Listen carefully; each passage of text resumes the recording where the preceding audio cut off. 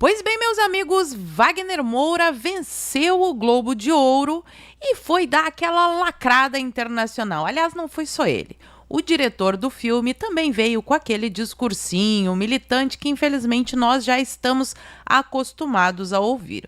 O que eles não contaram é da onde que veio o dinheiro para fazer esse filmezinho de propaganda ideológica. Eles também não falaram sobre o passado sujo dessa premiação do Globo de Ouro. E como vocês sabem, eu não posso perder a oportunidade de mostrar a hipocrisia dos militantes da esquerda. Afinal de contas, todo mundo sabe que não existe militante de esquerda grátis.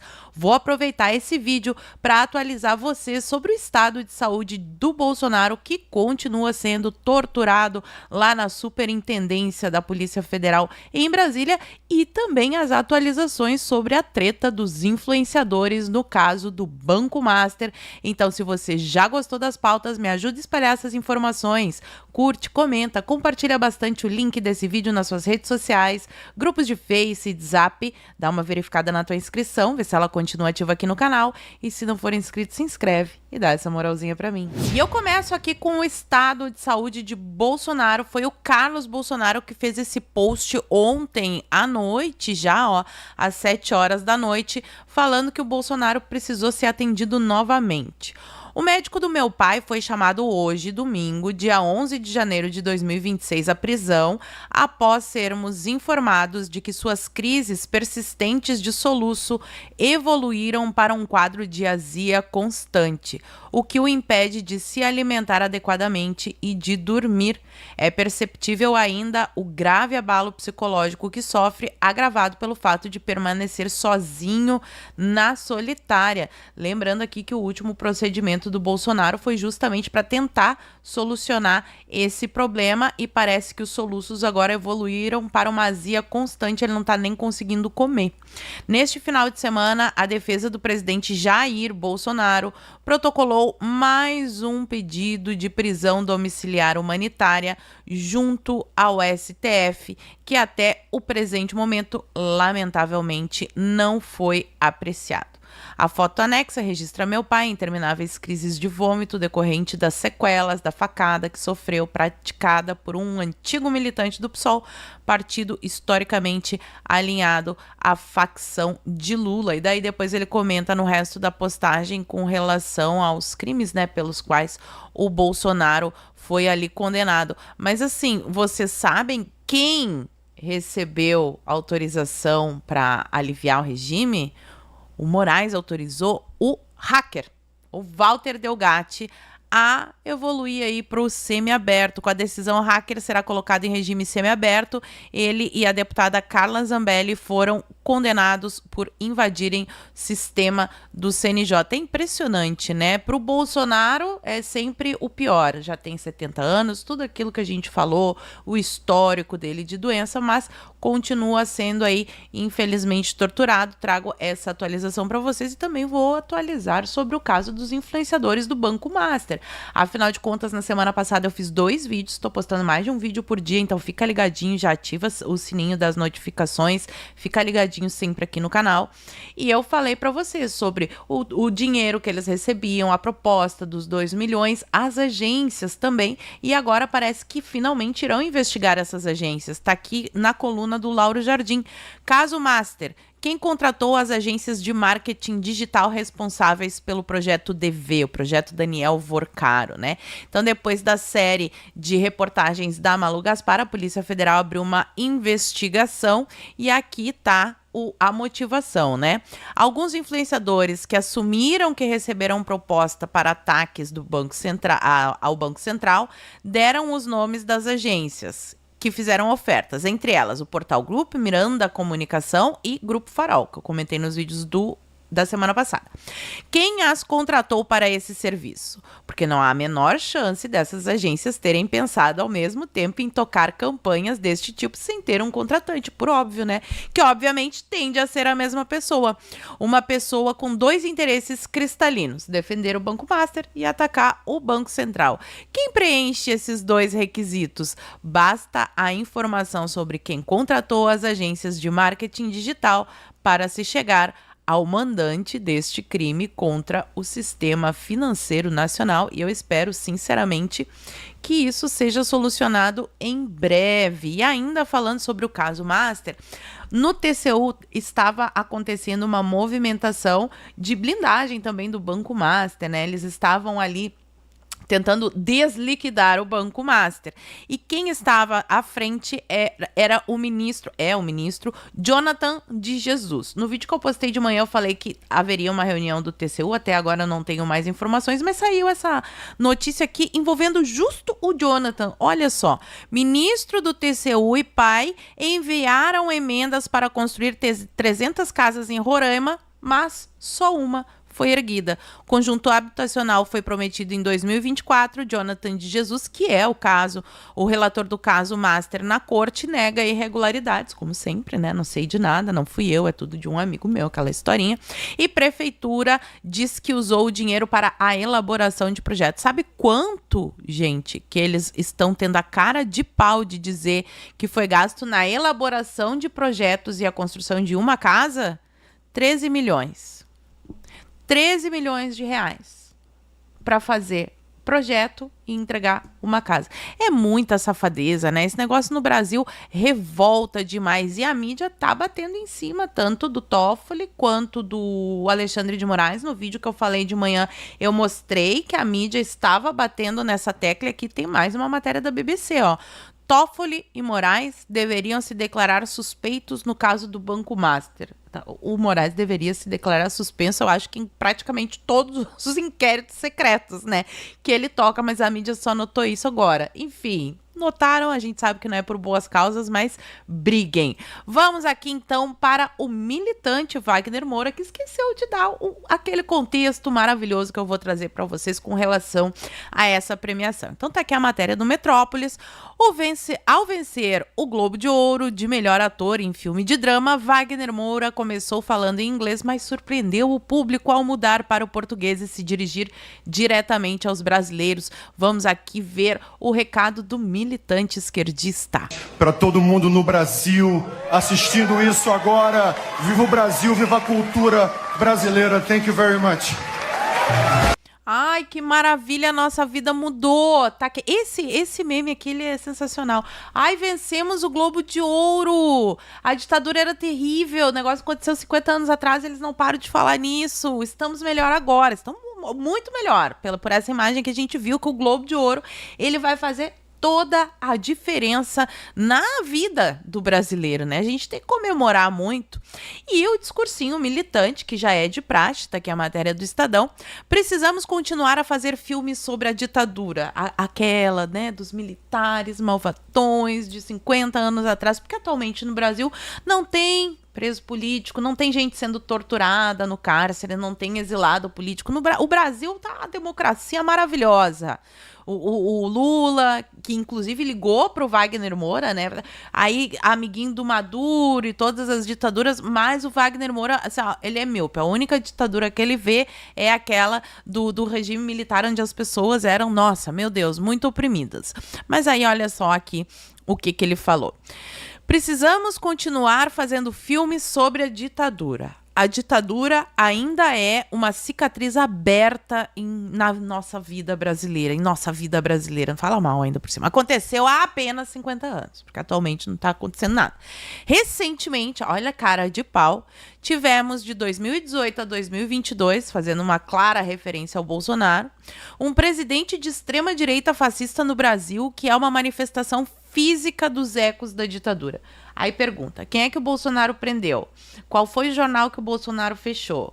O que ele fez de ditadura? Nada. Né? Já neste governo a gente está vendo perseguição, censura, pessoas presas sem terem cometido crime nenhum e o Bolsonaro sendo torturado, como eu mostrei para vocês aí na atualização que o Carlos nos trouxe. O diretor também foi dar a lacradinha dele, ó.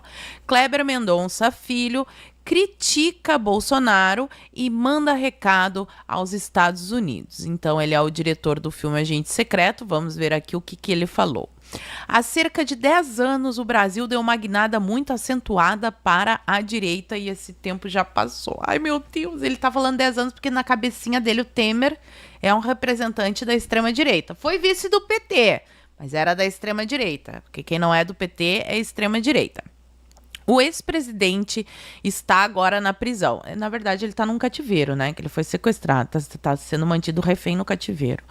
Ele foi epicamente irresponsável ao não liderar o país, como se a Suprema Corte deixasse ele governar nessa época, né? Nem o Congresso, nem a Suprema Corte deixaram ele governar, mas a culpa de tudo de ruim que acontece é do Bolsonaro. Ele ainda ressaltou o quê? O cinema pode ser uma forma de expressar algumas queixas que todos temos em relação à sociedade em que vivemos. Ou seja, ele usa filmezinho para fazer militância e ainda cobrou, né? Este é um momento muito bom para os jovens se expressarem.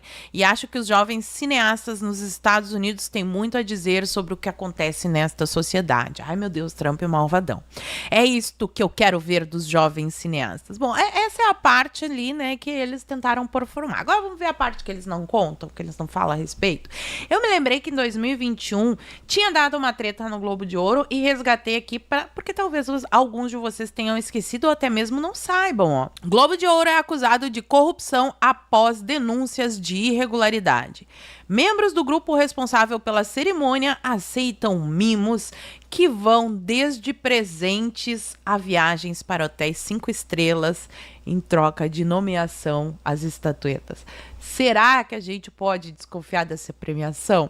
Será que rolou algum tipo de, sei lá, benesse para que este filme fosse indicado ou o nome do vencedor? Porque no passado já aconteceu. Teve denúncia. Mas e da onde que veio o dinheiro para fazer esse filme? Não foi da Lei Rouanet. Antes que vocês pensem, não foi da Lei Rouanet. Mas olha só que coisa linda. A verba recebida por O Agente Secreto fora da Lei Rouanet. O filme foi eleito o melhor em língua não inglesa no Globo de Ouro, além de Wagner Moura levar o troféu de melhor ator. E da onde é que veio o dinheiro? Tá aqui, ó. Foi histórica a vitória, ai meu Deus, o Brasil melhorou, blá blá blá. Mas o filme de Kleber Mendonça Filho não recebeu nenhum centavo via Lei Rouanet. O que levou foi cerca de 7,5 milhões do governo federal diretamente do painho Lula, através de incentivos do Fundo Setorial do Audiovisual FSA da Ancine. Coisa bonitinha, né?